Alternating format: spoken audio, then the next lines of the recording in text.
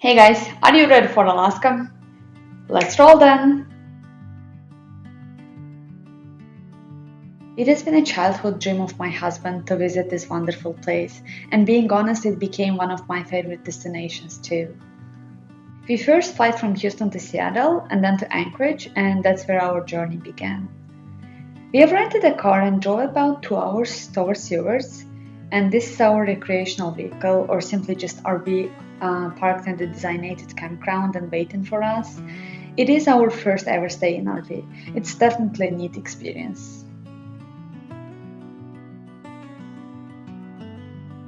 Our first hike was the Harding Icefield Trail in Kenai Fjords National Park. It was challenging. It's 8.6-mile out and back route and about 3,200 feet elevation gain. It's pretty challenging. Okay, hear me trying to quote my husband. If anyone ever asks me how was Alaska, I would have replied my English is not good enough to describe it. And I kind of agree with that. Because the surrounding terrain was magical. I could have kept Googling and asking ChatGPT for nice words, but I decided to quit doing it and let you enjoy the views. And instead, here's a little bit knowledge for you. So this big body of snow and ice which you see, it's Exit Glacier, and this is a part of larger icefield system which is called Harding Icefield. And this is a bit of shame when we realize the name of Harding is not coming from its texture just because it's hard, but rather because it was called after 29th President of United States, Sir Warren Harding.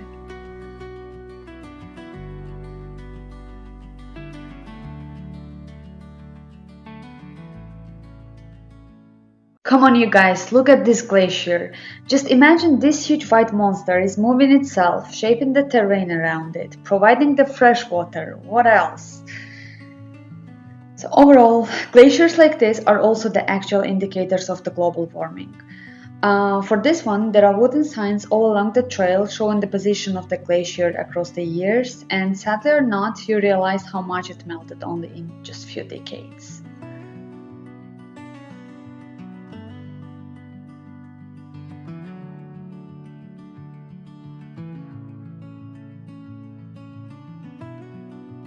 So you can see here a fatty marmot looking for an early lunch.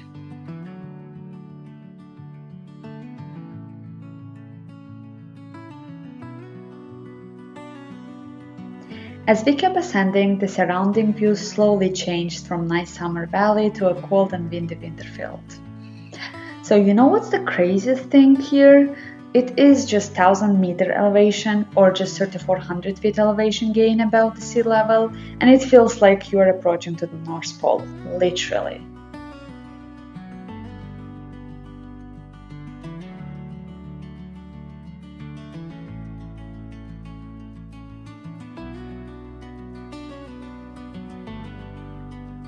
So jokes aside, it's pretty chill up on top, and it's like nasty gas blowing in your eyes, nose, and ears. Not the best place to pull out your snacks.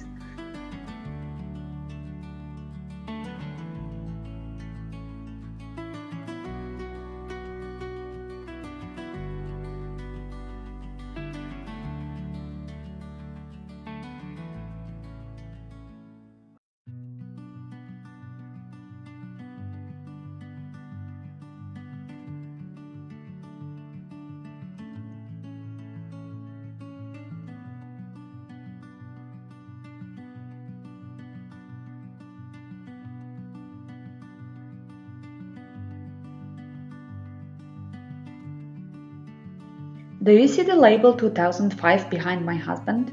That's where the bottom of the glacier was 20 years ago. On our next day, we did an 8-hour boat tour around the Kenai Fjords, and early morning we headed out from Resurrection Bay. So if you ask what fjord is a long, narrow inlet of the water with steep cliffs surrounding it. So this inlet is formed when the glacier carves a valley and gets flooded, and then when glacier melts, it is done. So in these areas, although you stay pretty close to coastal line, the water depths can reach 2,000 feet. That sounds insane to me. So another interesting fact here is about Seward Harbor. You can call it Resurrection Bay too. So this harbor does not get frozen during winters, and therefore it's used as a main access point for ship transfers to the land.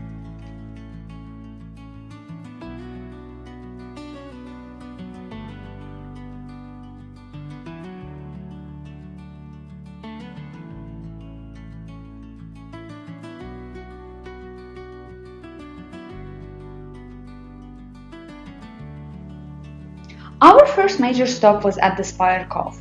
These evergreen trees are doing an amazing job by decorating these scary and cold rocks sticking out of and chilling in Alaskan waters.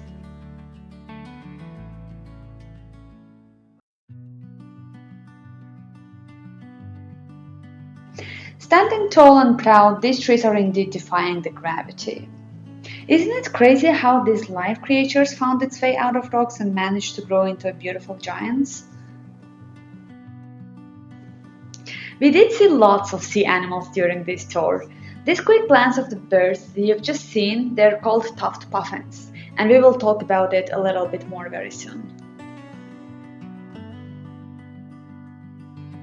Meanwhile, let's have a look to these sweet harbor seals taking a sun bath on the stones. They are so sweet. We've seen a lot of them in aquariums or in the zoos, but seeing one in wilderness just hits differently. So there are the bigger guys, sea lions, and lucky to them, orcas are not around during this time of the year, so they got to sleep peacefully.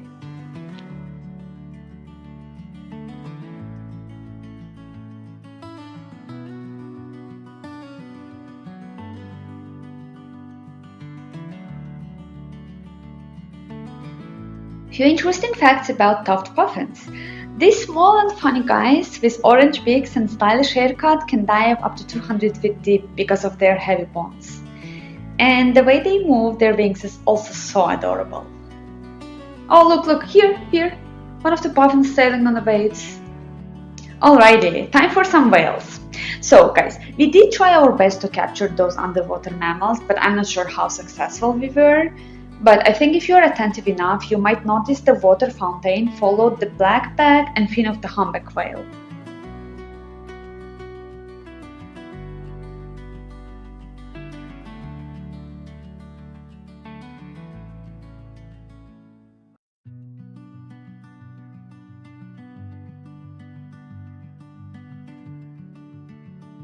Look, there's some dirty blackish ice structures here.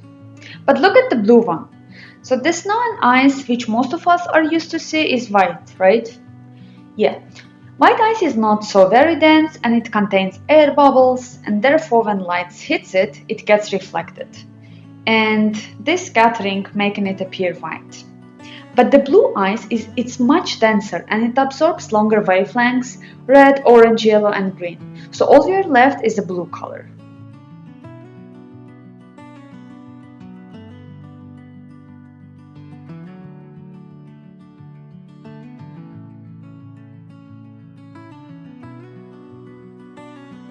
On the way back, we saw a whale mom and her child. And speaking in zoological language, I can call them a cow and a calf. So these majestic creatures go up to surface probably every 5 minutes or so to breathe in some oxygen and then back underwater again. When you think about it, isn't it crazy that whales, orcas, harbor seals, sea lions, and many other mammals treat water as their main habitat and doing their ritual of oxygen intake, which might seem so inconvenient to us. After spending a long day in the boat, we have headed to the Tonsina Creek Trail. This is a short hike leading to the shore of Resurrection Bay. And this dense fish population are Alaskan salmons. Neither of us have ever seen this amount of live salmon swimming around in the nature. You might wonder if those foresty areas are safe for walking or not. So the short answer is yes, but you need to recognize that this area is home for brown bears, or also called grizzly bears. So better carry a bear spray with you and make a lot of noise so that you do not surprise bears in a short distance encounter. And if you ask, was it scary?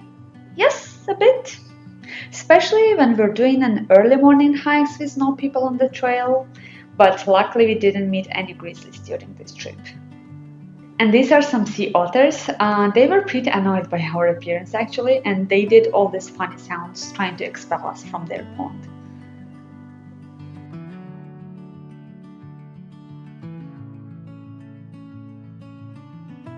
Our third day started on the Lost Lake Trail. This is 13.7-mile out and back with 2,600 feet of elevation gain.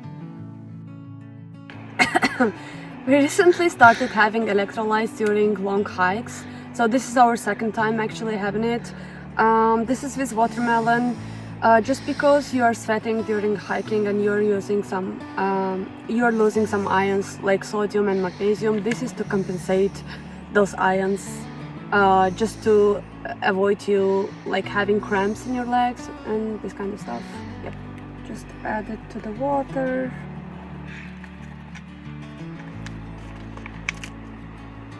And check it well.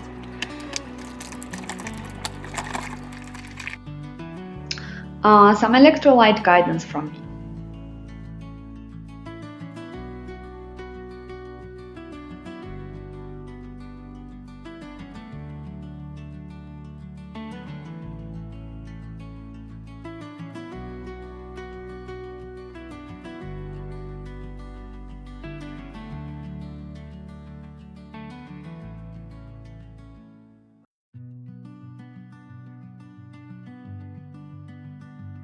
And as you noticed, the trail brought us from foresty zone into an alpine scenery very quick. The surrounding mountains covered in snow, the view to the fjord behind us, George's pine tree, wildflowers, and many other small details made this trail unforgettable.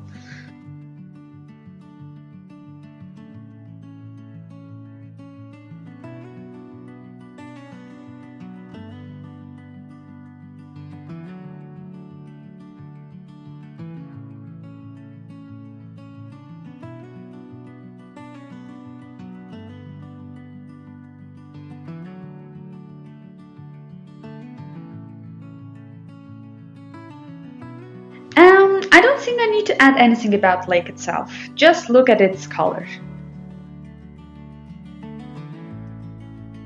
Just single word comes to my mind every time I rewatch this footage. Peaceful.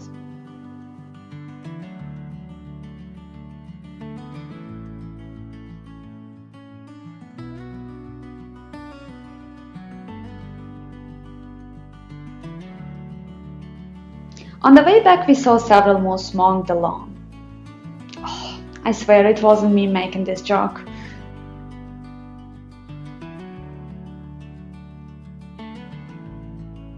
In the evening we headed to one of the harbor cafes to taste local food and watch the lazy otters drifting in the ocean.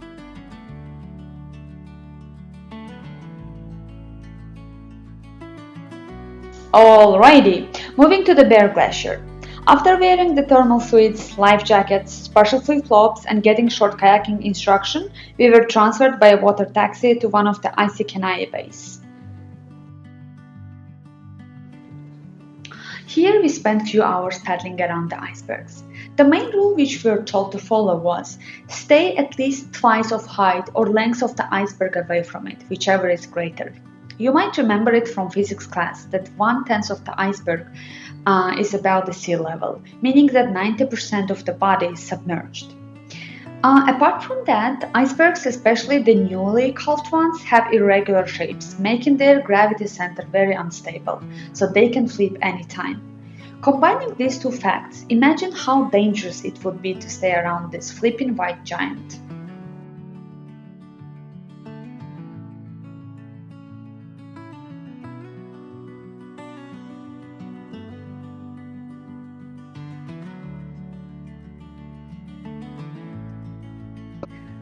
After kayaking, we've made a short coffee break and then headed to Mount Marathon Trail.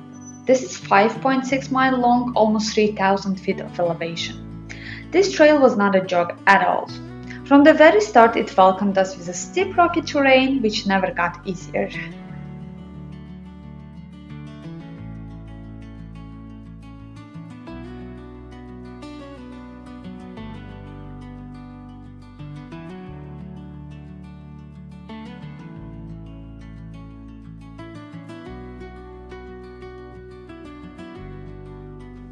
The view from the summit was fantastic. You can see entire Seward from a bird eyes view.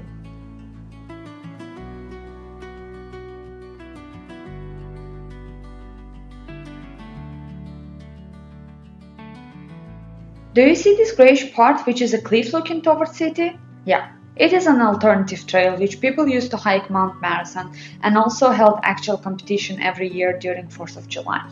Even on the video footage it looks crazily steep. And this is the view on the mountain from the city.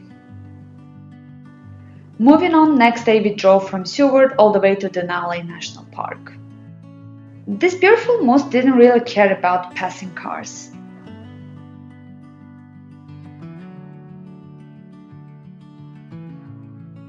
In Denali, we started our day by doing a short loop trail called Savage River Loop, after which we moved to Savage Alpine Trail, which was a bit longer than 4.3 miles with 1500 feet of elevation gain.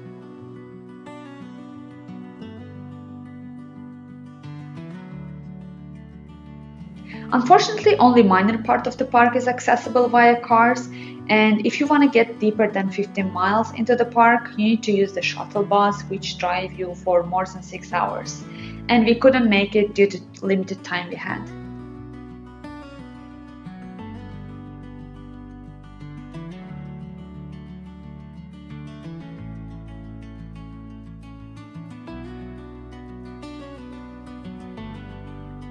After completing that, we walked through a short horseshoe trail located near the entrance of the park.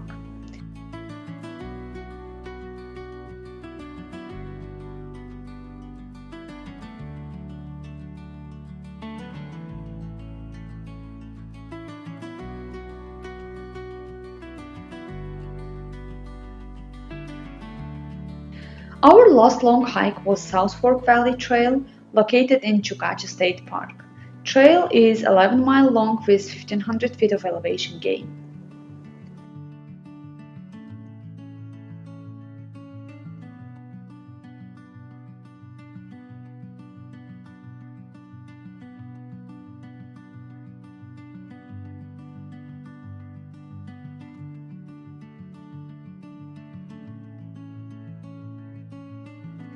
The most challenging part of the hike was bouldering. I'm definitely not a big fan of hopping the large rocks trying to keep my balance. I hate it.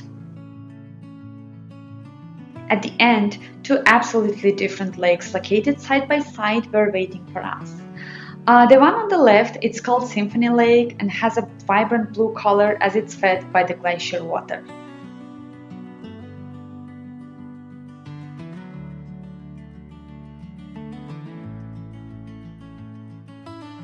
And on the right, Eagle Lake has a greenish shade because its main source of water is surrounding springs. Now you tell me, which one did you like more?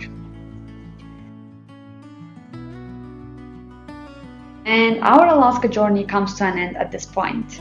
We are really happy to visit this wonderful place and obviously very sad to leave it, but hope you enjoyed the video and see you soon.